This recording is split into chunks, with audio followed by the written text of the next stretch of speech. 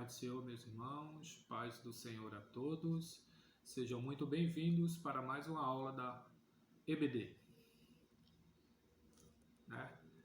Antes de começarmos a nossa aula de número 6, eu vou pedir para que você se inscreva no canal, no nosso canal da EBD Restinga, o canal que faz você, ou que lhe ajuda a crescer na graça e no conhecimento do nosso Senhor Jesus Cristo, amém? Se inscreve lá, não esquece, compartilha, para que mais pessoas possam assistir e ser alcançadas por essa graça do nosso Senhor Jesus Cristo, Curte o nosso canal, ativa o sininho para quando tiver novas aulas, você ser o primeiro a ser informado, E aproveitando, gostaria de desejar a todos um feliz Dia dos Pais, que hoje se comemora o Dia dos Pais, que Deus possa abençoar você e os seus pais. E também não posso deixar de falar daquelas mulheres guerreiras, que faz a função de pai e mãe. Feliz Dia dos Pais para vocês também. Que Deus possa continuar abençoando as vossas vidas. Dado esse recadinho, vamos para a nossa lição de número 6, que tem por tema Neemias reconstrói os muros de Jerusalém. Amém? O nosso texto áureo se encontra lá no livro de Isaías, capítulo 60 e versículo 18, que nos diz o seguinte: Nunca mais se ouvirá de violência na tua terra, de desolação ou destruição nos teus termos, mas os teus muros chamarás salvação, e as tuas portas louvor. Isaías, capítulo 60 versículo 18, como eu falei. A verdade prática nos diz o seguinte: somente despertados podemos vencer qualquer obstáculo para realizar a obra de Deus. Glória a Deus. A nossa leitura bíblica em classe se encontra lá no livro de Neemias, capítulo 1, versículo do 1 ao 4. Depois, capítulo 2, versículo de 1 ao 9. Vamos passar a falar neste momento sobre Neemias, que é o nosso principal personagem da nossa lição de hoje, a qual ele reconstrói os muros de Jerusalém, a qual ele reconstrói os muros de Jerusalém. Neemias era um dos que foram para Babilônia, foram cativos, onde ficou lá 70 anos com os babilônicos, e Deus, por misericórdia, depois desses 70 anos, como ele havia prometido, lá no livro de Jeremias 29:10, fala que o povo passaria 70 anos em cativeiro e depois voltaria a este lugar, ou seja, a Jerusalém. Como os irmãos já conhecem a aula, que eu falei na aula anterior, eu vou deixar no final desse vídeo uma sugestão do vídeo anterior, que vai falar mais sobre esse tema, sobre o rei Ciro, sobre a reconstrução do templo e mais coisas. Acompanhe lá no vídeo que eu deixarei no final desse vídeo a sugestão de um vídeo para você assistir do nosso canal. Amém? Mas, continuando aqui com Neemias, Neemias era copeiro do rei Artaxerxes. Neemias era copeiro do rei. Ele certamente tinha habilidades de cozinha, porque trabalhava na copa, trabalhava na parte da alimentação real, trabalhava na parte de provar o vinho também do rei, que naquela época os seus copeiros provavam o seu vinho para garantir que o vinho não estava com nenhum veneno ou nem algo que pudesse fazer mal ao rei. E Neemias tinha essa função, A Bíblia fala lá no capítulo 3, a partir do versículo 1, vai falar sobre ele ser o copeiro do rei. Mas a gente vai falar um pouco mais aqui no primeiro tópico, que diz o seguinte: que Deus responde às orações de Neemias. Como falei, Neemias estava lá, e aí Deus despertou um de seus irmãos para ir a Jerusalém, ou melhor dizendo, para ir lá onde estava o rei persa, lá reinando, onde Neemias trabalhava, e um de seus irmãos, o Arnani, como eu falei, foi lá visitá-lo. E chegando lá, eles conversando, Neemias perguntou como é que ia um povo daqueles que saíram do cativeiro, ou seja, daqueles que voltaram para Jerusalém após o decreto do rei Ciro. E aí o seu irmão contou como é que o povo estava em miséria, estavam com as portas queimadas a fogo, estavam com os muros rachados, estavam vivendo uma grande dificuldade. E Neemias se compadeceu muito, né? Ficou muito triste e angustiado em ver o sofrimento dos seus irmãos. E ele, a Bíblia diz que ele foi orar. Foi jejuar, né? Lá no capítulo 1, versículo do 5 ao 11 vai falar isso, que ele foi lá orar, foi jejuar, foi pedir misericórdia a Deus e foi confessar a Deus o pecado seu e o do povo, e pedindo para Deus ter misericórdia do povo, né? Mas Neemias, se você for olhar pelo lado natural, Neemias não precisava, né? Por quê? Se ele não se importasse com seus irmãos, se ele não se importasse com o povo, ele não precisava ficar condoído, ficar triste, ficar angustiado, porque ele tinha uma boa comida, ele tinha comida da realeza, ele tinha uma boa moradia, tinha um emprego, estava tudo certo com Neemias. Mas aí é onde entra a empatia que nós devemos ter pelos nossos irmãos mais necessitados, nossos irmãos mais sofridos, nossos irmãos que estão precisando, né? Foi isso que Neemias sentiu naquele momento. Empatia pelo seu povo, né? Pois embora que ele estivesse numa terra estranha, que já não era tão estranha, que ele já morava há tantos anos, mas não era o seu lar. E ele ficou sabendo que os seus irmãos padeciam de dificuldade e necessidade, pois o seu povo era alvo fácil de qualquer outra nação vir e tomar ele de novo e levar cativo, porque não tinha proteção nos muros. As portas estavam abertas, estavam queimadas a fogo. Não tinha porta, não tinha uma muralha que protegia aqueles cidadãos. Sem falar que eles estavam passando miséria, estavam passando fome, né? E Neemias ficou muito triste com isso. E ele foi orar. Ele foi orar, foi buscar o Senhor e foi confessar ao Senhor o pecado do povo e o seu pecado, né? E Deus, por misericórdia, né, atendeu a sua oração, né? A Bíblia fala que a oração dele foi no ano de Quisleu, né? Que se o irmão for olhar o calendário judaico, quando diz que de Quisleu, traduzindo para o nosso calendário gregoriano, era em dezembro. Deus o atendeu no ano de Nisan, que é em março. Isso está lá no livro de Neemias, capítulo 2, versículo 1. Né? Fala sobre essa intercessão e depois a sua resposta. A intercessão lá no capítulo 1, né? A partir do versículo 5 para frente, do 11. E depois no 2 vem a resposta de Deus. Né? E olha como Deus trabalha. Veja como é interessante o trabalhar de Deus na vida de Neemias. Que também é interessante trabalhar de Deus nas nossas vidas, nesses dias tão difíceis, né? Deus, por misericórdia, tem nos abençoado e não tem nos deixado faltar nada, diferente de muitos de nossos irmãos, né? Que nós devemos fazer que nem Neemias, se compadecer, né? Procurar uma forma de ajudar os nossos irmãos, assim como ele fez. Ele foi orar, mas não só orou, ele foi tomar uma ação. E um belo dia ele estava na presença do rei, muito triste, quando ele, lá no capítulo 3, versículo 1 de Neemias, vai falar que ele estava muito triste, estava muito angustiado. E o seu senhor, Artaxerxes, o rei, olhou para ele e disse: por que o teu semblante está tão descaído? Porventura estás doente? Daí Neemias, a Bíblia diz com muito temor, né?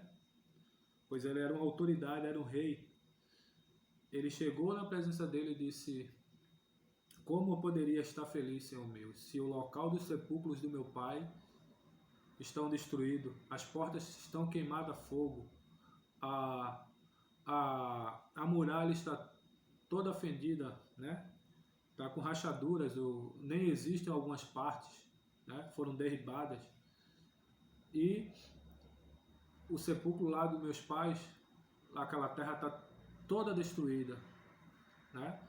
Está tudo arruinado. O rei sabia, porque o rei é da dinastia persa, né? Embora que foi os babilônicos que tomaram a cidade e destruíram, mas o reino persa sabia, o reino que tomou o reino babilônico, né? Foi lá e tomou o reino babilônico e passou a ser persa. Ele sabia de toda essa situação.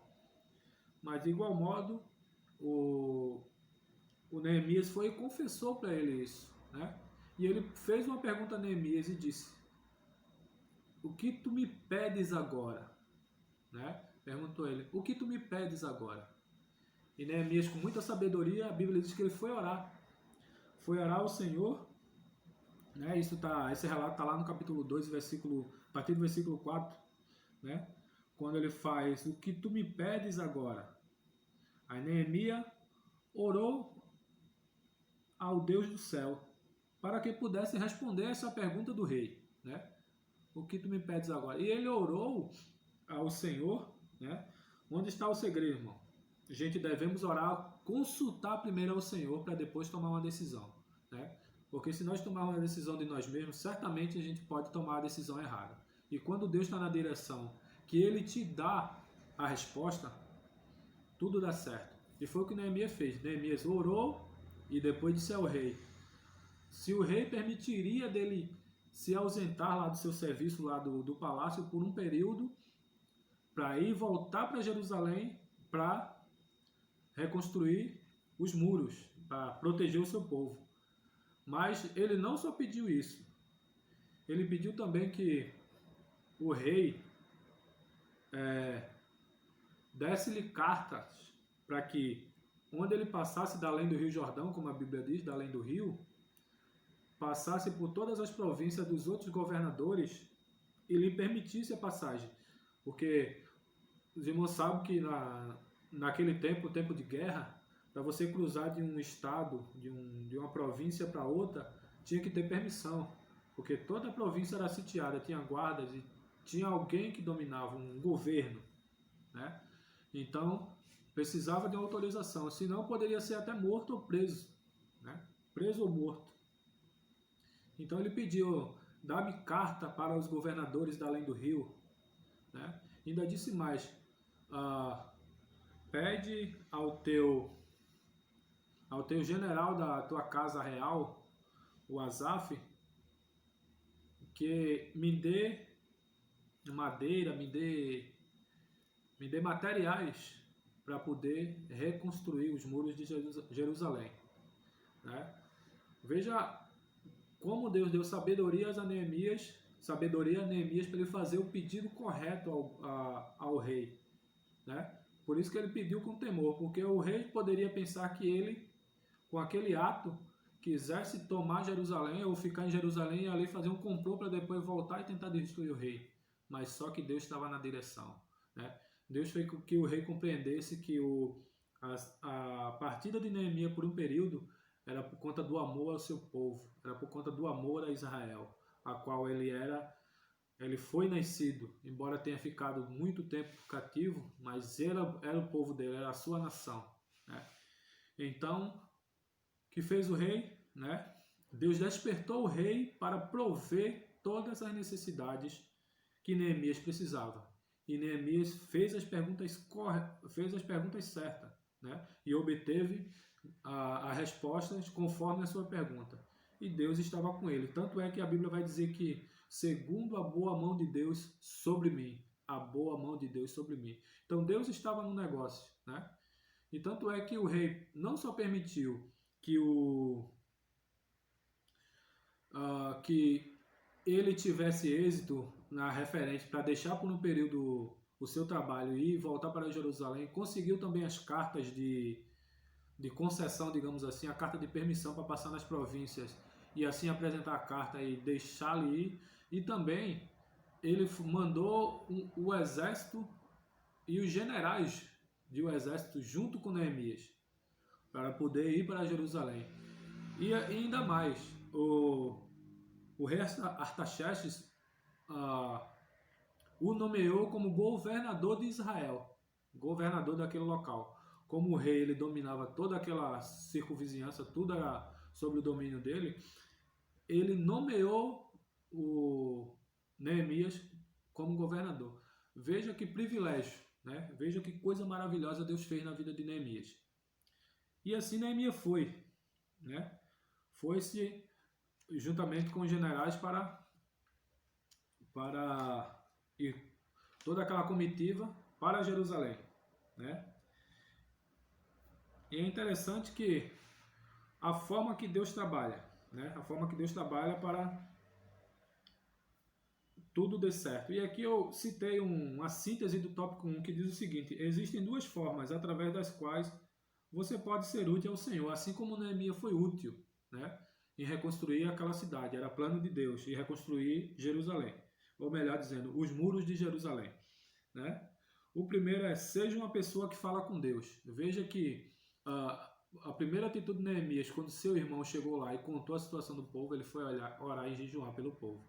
Então, nós devemos ser uma pessoa que conversa com Deus, que fala com Deus, né? Segundo, nós devemos ser uma pessoa que anda com Deus. Como é que eu posso fazer isso? Eu colocar em prática tudo aquilo que eu aprendi nas Escrituras, né? É assim andar com Deus, andar conforme a sua palavra, né? E daí Neemias chegou lá em Jerusalém, né? Neemias chegou em Jerusalém. Chega Neemias lá em Jerusalém, né? Como autoridade, como eu falei, né? Uma autoridade como governador, né? Que esse é o nosso tópico 2, que Neemias chega lá em Jerusalém. Só que ele chegou em Jerusalém e não saiu anunciando para ninguém qual foi o propósito dele estar lá em Jerusalém, né? Embora ele chegou com a comitiva, as pessoas, o povo pode observando e dizendo: olha, chegou uma autoridade, né? Embora que algum do povo conhecia ele, mas dizia: chegou uma autoridade, chegou toda uma comitiva, mas ele não anunciou nada. O que fez Neemias? A Bíblia diz que por 3 dias Neemias foi dar uma volta em toda a cidade, fez todo um levantamento, né? Olhou onde é que estavam os muros, onde é que estavam fendidos, onde é que as portas estavam quebradas e queimadas, né? Fez toda uma análise, analisou tudo, né? Em 3 dias não falou nada para o povo, só pegou uma pequena quantidade de pessoas que foram com ele e deu toda essa volta. Para quê? Para planejar, né? Como é que ele ia fazer? Que a obra era grandiosa. Ele não poderia simplesmente chegar e chegamos, olha, vamos fazer, se espalha todo mundo aí para fazer. Não, tem que haver organização, né? Essa é a palavra de ordem. Tem que haver organização, né? E planejamento. Sem essas duas palavrinhas, nada funciona direito. Se quiser fazer na correria, na agonia, de todo modo, Deus não se agrada. Porque Deus deu a direção para ele, e deu a direção para ele fazer uma coisa bem feita e fazer uma coisa para a glória de Deus. E para ele fazer para a glória de Deus, ele queria conhecer e saber quais seriam as dificuldades, né? Onde empregaria mais forças, onde empregaria menos força, onde demandaria mais pessoas ou não. Então ele fez todo esse planejamento, né? O levantamento de recursos também, e qual etapa começar e terminar. Ele fez todo esse planejamento, fez tudo isso. Então, depois de ter feito isso, todo esse levantamento, ele convocou o povo. Aqui vai dizer que ele convocou os judeus, os nobres, os magistrados e todos os que faziam a obra, a juntos reedificarem os muros para que não mais estivessem opróbrio, ou seja, estivesse opróbrio quer dizer desonra ou vergonha, né? Porque os outros povos tinham as suas cidades seguras e Jerusalém, que por tanto tempo dizia que o Deus estava com ele, que Deus estava com ele, que o Deus de Israel era com ele, e estava naquela desonra, naquela vergonha. Então ele convocou todo o povo e disse: olha, a minha intenção é reconstruir os muros, né? E falou e convocou todo o povo. Mas, como eu falei antes, ele convocou e como líder ele já deu a diretriz de como fazer, né? Ele convocou o povo e planejou, fez um plano, né?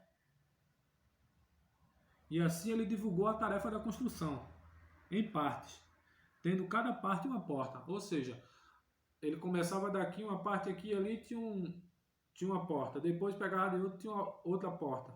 E cada um ia fazendo por partes, né?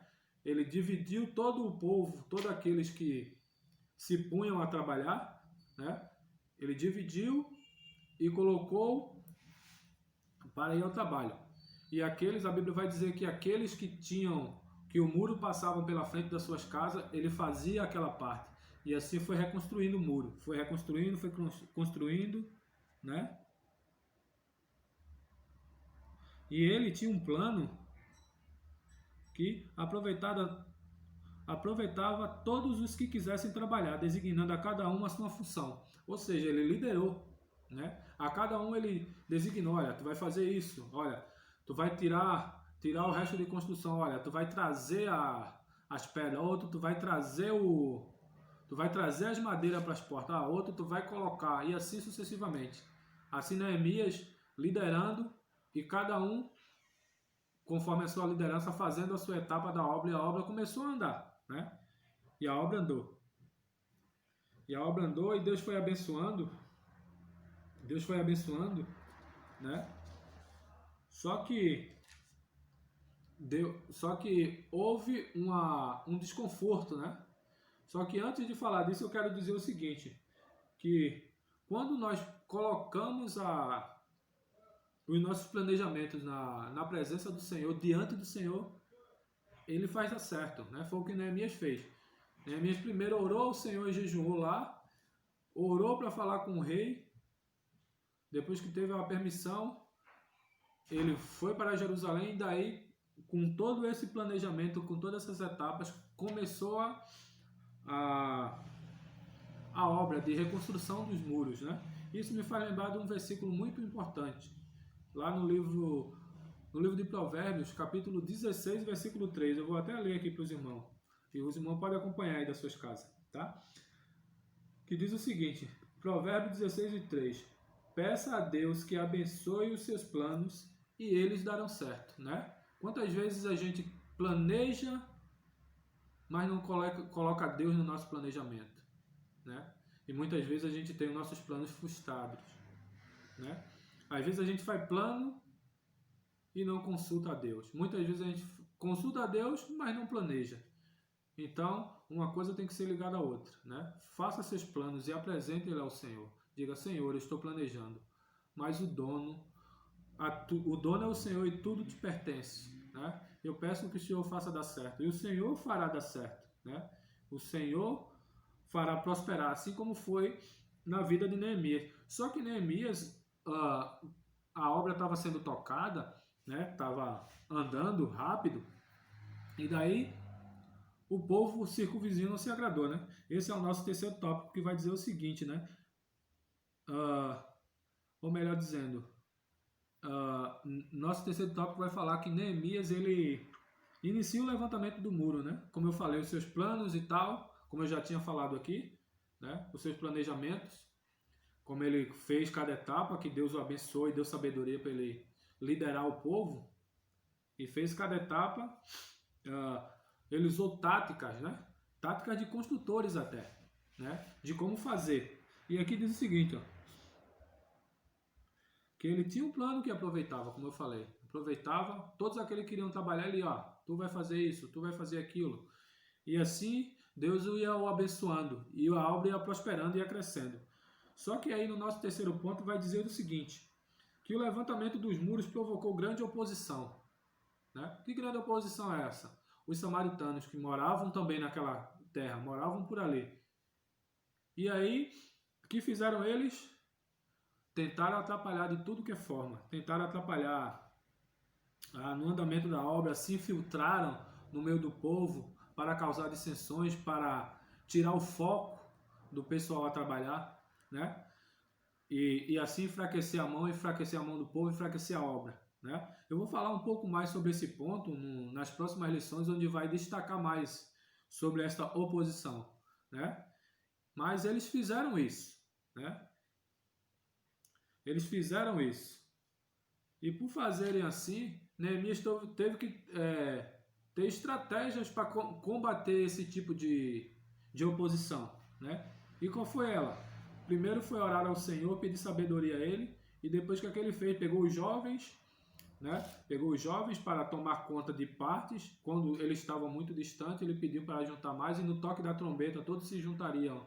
No toque da trombeta todos se juntariam no lugar, e aí ele redistribuiria as pessoas para trabalhar, e os mais jovens vigiavam de noite, uma parte dos jovens fazia vigília à noite e outra parte durante o dia trabalhava, né? Juntamente com Neemias, com os sacerdotes, com os anciãos, com os magistrados, né? Todo o povo, desde o mais rico ao mais pobre, desde o mais rico ao mais humilde, todos eles trabalhavam. E Neemias, como um bom construtor, com a sabedoria que Deus deu a ele e como um bom líder, colocou o povo a trabalhar, né? Colocou o povo para tocar a obra. E para que a oposição não avançasse e não destruísse e parasse tudo aquilo, Neemias colocou o povo a estar armado, né? Estava cada um com seu, a Bíblia vai dizer que cada um estava com seus vestidos, estava com sua roupa, estava com suas ferramentas de trabalho, mas do lado estava a espada. E outros faziam vigília, enquanto trabalhavam, os outros vigiavam, para poder a obra continuar, porque a obra não podia parar, né? E o Deus Todo-Poderoso que estava na frente estava abençoando, estava confundindo os inimigos e abençoando o seu povo, e a obra foi tocando. Então, por tocar a obra, se concluiu a obra, né? E foi num período assim muito rápido, né? Que os inimigos ficaram admirados e disseram, bah, como é que eles conseguem construir uma obra tão rápida, uma obra de uma magnitude tão grande dessa, né?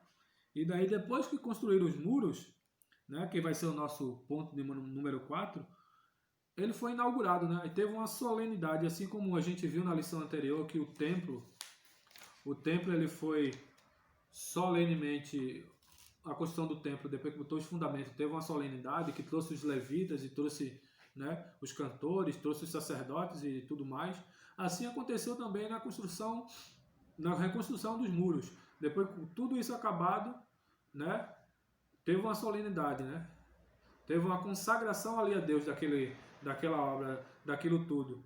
E teve também, a Bíblia vai dizer que teve também a leitura do livro da lei ali. E Neemias lia o livro da lei, que Neemias era um sacerdote, né? Neemias lia o livro da lei e os outros sacerdotes iam explicando para o povo sobre o livro da lei. E ali teve cânticos, teve louvores, teve adoração, teve de tudo para a glória de Deus, né? Depois daquela inauguração, né? Glória a Deus. E daí, depois toda aquela inauguração, né? Deus deu a vitória, né? Eu estou lendo aqui, Deus deu a vitória ao seu povo. E os muros foram solenemente inaugurados, né? Deus cumpriu com aquilo que ele tinha prometido, né? E usou fortemente Neemias para poder colocar os seus planos em ação. Os planos de Deus nunca será frustrado. Deus sempre tem os seus meios para cumprir com aquilo que ele prometeu, né? A Bíblia vai dizer que ele não mente, né? Porque ele não é o filho do homem, né? Não é o homem para que minta, não é o filho do homem para que se arrependa. Então ele não somos nós. Muitas vezes a gente pode prometer alguma coisa, mas não cumpre. Mas o nosso Deus é o Deus que promete e é o Deus que cumpre. Amém? Glória a Deus. E aí, o que é que esses muros vão trazer de ensino para nós, né? Esse é o nosso ponto de número 5. De número 6, desculpe. O que é que esse muro traz simbolicamente para nós? O que é que ele traz? Né? Ele traz um ensino muito grande que nós devemos, primeiro, consultar o Senhor, orar a Deus, buscar o Senhor, pedir a sua direção, para depois começar a tocar uma obra, né? Pois só o Senhor que pode fazer algo extraordinário, algo impossível. Só Deus é o Deus do impossível, né? E esse muro também simboliza a salvação, né? Porque se os irmãos for olharem, um ambiente desprotegido sem um muro de observação e de proteção, observação porque ele fica na parte mais alta observando o que acontece ao redor, e também na hora do combate ele tem mais vantagem do que está em cima, né? Tem mais vantagem do que aquele que está embaixo.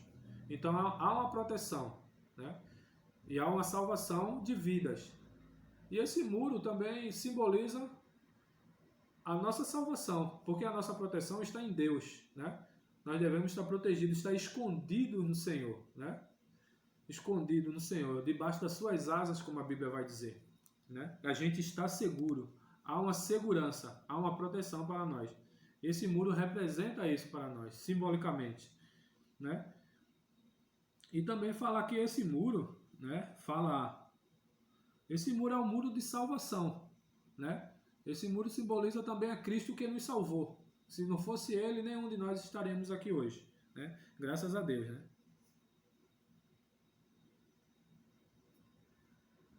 Glória a Deus. Então, eu vou ler aqui um fragmento, eu estava aqui olhando um fragmentozinho aqui da lição, que diz o seguinte: a salvação transforma o crente de tal forma que ele começa a orar. Ele começa a orar assim: seja feita a tua vontade, Senhor. É isso que nós devemos aprender. A orar ao Senhor e pedir que seja feita a vontade dele nas nossas vidas, né? E eu queria ler aqui 2 versículos para nós estarmos concluindo. Primeiro em Isaías 60:18, que é o nosso texto áureo, né? Isaías 60:18, que é o nosso texto áureo. E também Isaías 26:1. Vou ler primeiro 60:18, aqui pela lição, né? 60:18, e vai falar o seguinte: nunca mais se ouvirá de violência na tua terra, de desolação ou destruição nos teus termos, mas ao teu muro chamarás salvação, e as tuas portas louvor. Glória a Deus, né? E aqui em 26:1, melhor dizendo, vai nos dizer o seguinte: naquele dia se entoará aquele cântico em Judá, na terra de Judá, uma forte cidade temos, a que Deus pôs a salvação por muros e antimuros, né? Muros e antimuro, é um muro maior e outro muro após, né? É essa salvação. E essa salvação nos alcançou. Que salvação é essa? É Cristo, aquele que nos salvou e nos transformou e nos deu a condição de estarmos aqui hoje aprendendo da sua palavra e crescendo na graça e no conhecimento do nosso Senhor Jesus Cristo, né? E eu vou concluir dizendo o seguinte: que é importante estarmos na direção de Deus, pois Ele faz o impossível acontecer e nos dá a vitória, assim como aconteceu com Neemias e o povo em Jerusalém, né? E esse mesmo Deus continua, né, trabalhando por aqueles que confiam na sua provisão e no seu poder. Glória a Deus. É esse Deus que trabalha, né? Ele não mudou, ele permanece o mesmo. Assim como ele foi com Neemias, ele quer ser com a tua vida nesse tempo muito difícil. Basta você crer e orar e buscar ele e deixar ele tomar a direção da tua vida, né? Como eu falei lá, coloque na presença do Senhor, né? Os teus planos, as tuas frustrações, as tuas tristezas, as tuas angústias, né? As tuas lástimas. Coloque tudo na presença do Senhor. E certamente Ele te responderá, porque Ele quer o melhor para nós, amém? Que Deus possa estar abençoando a cada um de vocês, em nome de Jesus Cristo. Amém. Glória a Deus.